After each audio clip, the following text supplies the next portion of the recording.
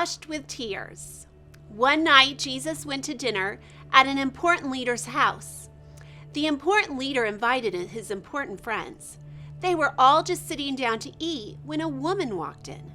She was not invited, but everyone knew who she was. "Who does she think she is?" the guests whispered. "How dare she?" The woman was a big sinner, and everyone knew it. It was easy to see. After all, she had broken the rules and done bad things. The woman walked straight up to Jesus. She was carrying an expensive perfume. Now, the thing about perfume back then was it didn't come in bottles, it came in jars. And the jars were made out of precious stone like alabaster. But here's the catch. The jars didn't have a lid or a stopper or anything. So the only way you got the perfume out was if you broke the jar. Once you broke the jar, that was it. You had no more. Most people didn't use perfume because it was too precious.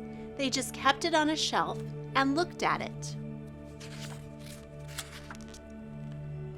So you see, this perfume was her most precious thing in all the world. It was her treasure. The woman knelt down before Jesus like he was the king. She held Jesus' feet in her hands and started to cry. Her tears fell into Jesus' feet, washing them. She kissed his feet and dried them with her long, dark hair. And then she did something strange. She broke the jar and poured perfume all over his feet. Everyone gasped. What a waste over someone's feet!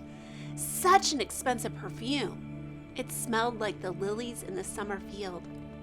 Jesus looked at the woman and he smiled at her. What she had done was the most wonderful thing. Just as Samuel had anointed King David, God's true king, all those years before, so this woman had anointed Jesus, not with oil, but with her tears. The important people were cross.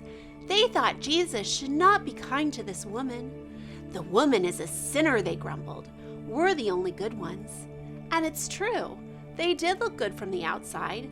After all, they were keeping all the rules. But Jesus could see the inside. And inside in their hearts, Jesus saw that they did not love God or other people. They were running away from God, and they thought they didn't need a rescuer. They thought that they were good enough because they kept the rules. But sin had stopped their hearts from working properly, and their hearts were hard and cold. "This woman knows she's a sinner," Jesus said. "She knows she'll never be good enough. She knows how much she needs me to rescue her, and that's why she loves me so much. You look down on this woman because you don't look up to God. She is sinful on the outside, but you are sinful on the inside." The important people shook with anger. Jesus turned to the woman and smiled. "Your sins are forgiven," he said. "You trusted me, and God has rescued you." "Who does Jesus think he is?" the important people whispered. "Only God can forgive sins." They didn't believe Jesus was God's son. The more Jesus loved people and helped them, the more the important people and leaders hated him. They were afraid people would follow Jesus instead of them. They were jealous and angry enough to kill Jesus.